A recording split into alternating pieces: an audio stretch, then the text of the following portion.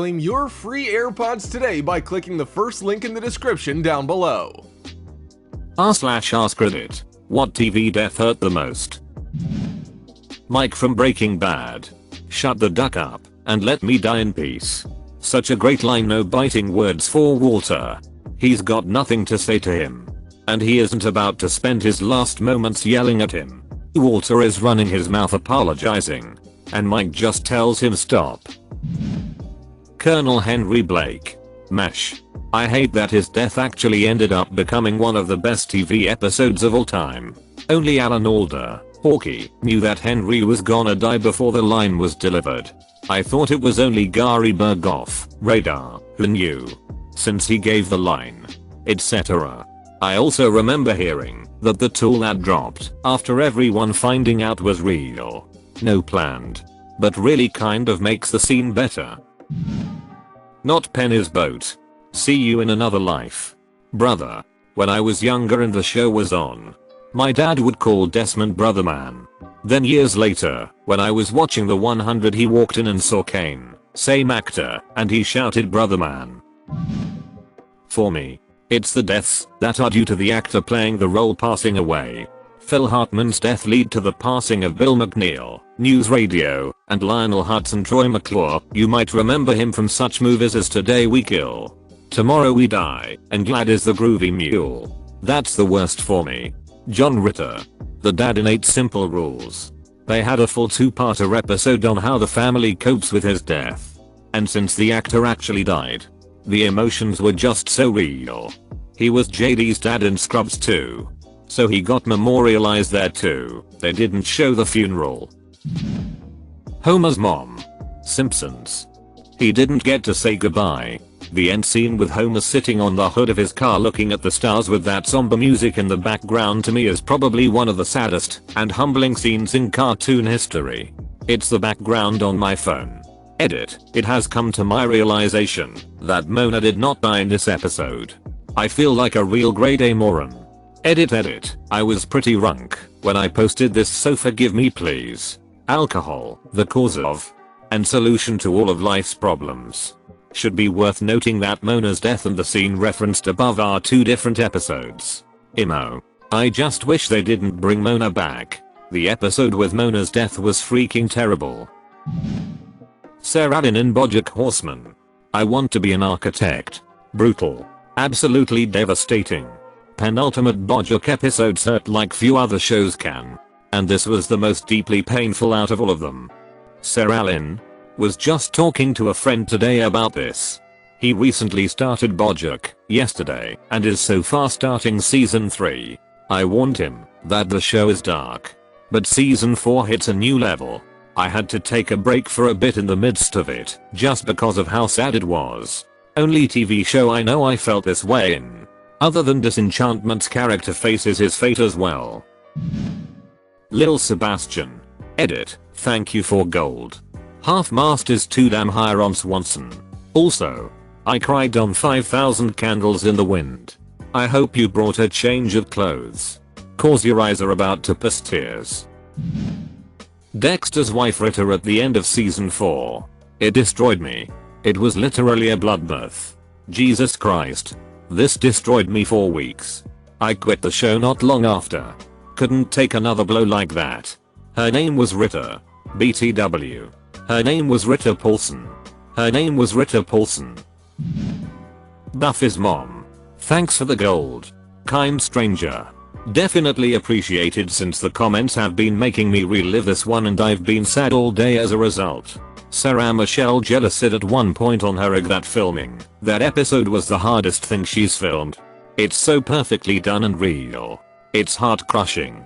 I've watched the show so many times through that I've lost count, but I have trouble with this episode still.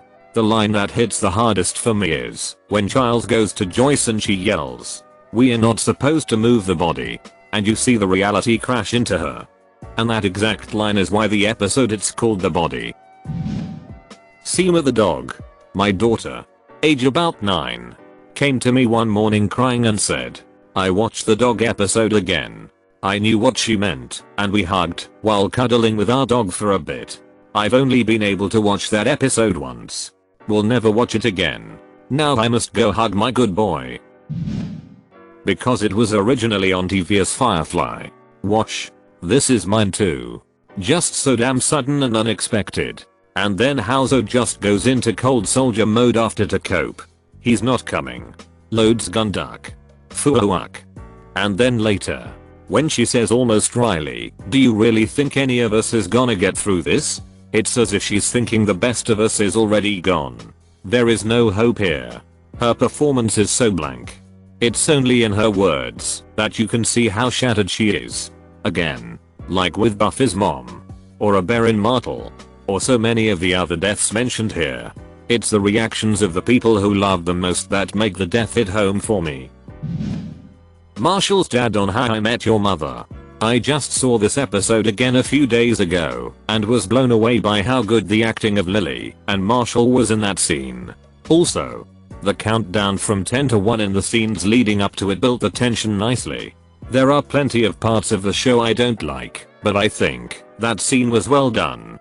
The reason why it was acted very well was because they wanted a natural reaction from Marshall, so they wrote something different in his script that was vague like big moment and he just improvised with Lily.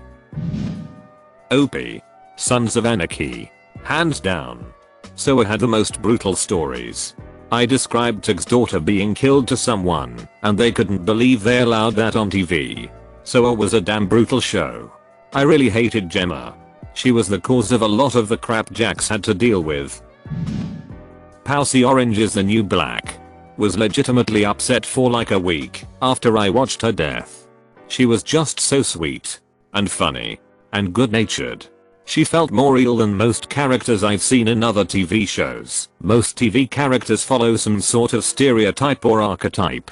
Even the really well written ones. Even many on OIT-NB. But not her. She was just something else entirely. It was like losing a long distance friend. Ironically, or not. I don't know. The only other character that felt so genuine and good was Co Bailey. Hodder.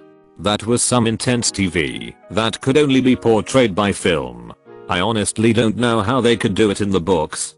All the fast transitions between past and present. Cut together in all its gut-wrenching glory and horror. I assume the book's portrayal of his death will probably be completely different. Will probably be. Lol, he's never finishing those books. Laverne from Scrubs.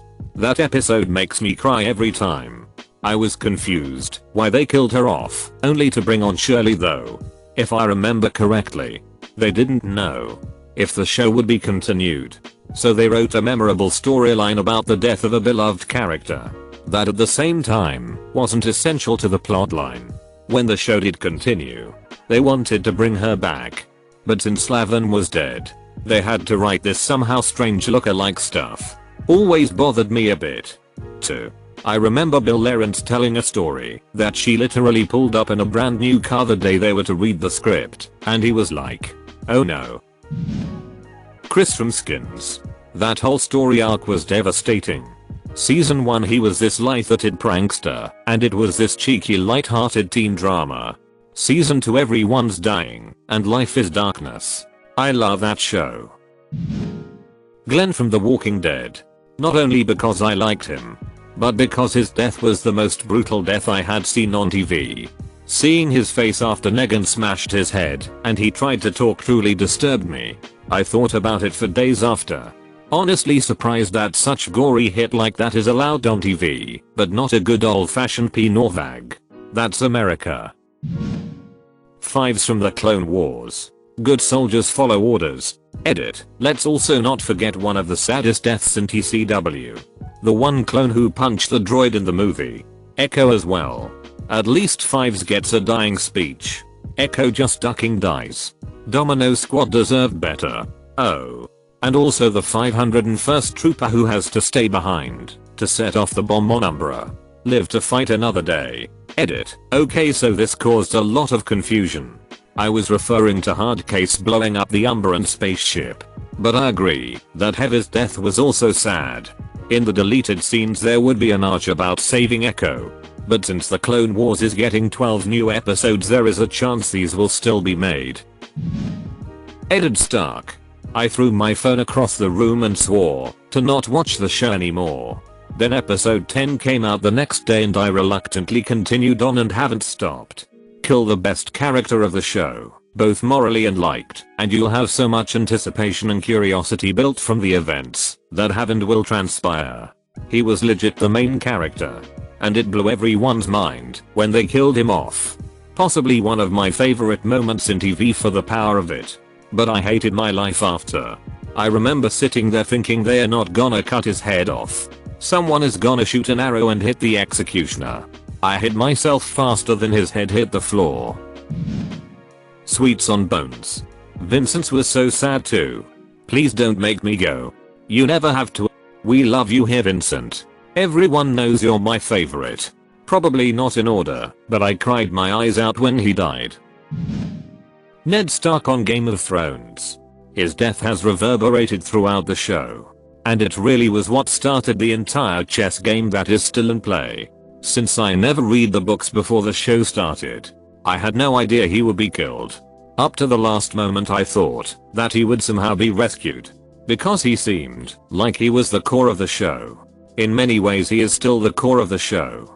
When Sansa and Arya discuss him in the final minutes of the final episode of season 7, they prove that fact. And when he is mentioned, you don't sit back and say, oh, right, Ned. I almost forgot about him. Instead, you remember what a strong character he was.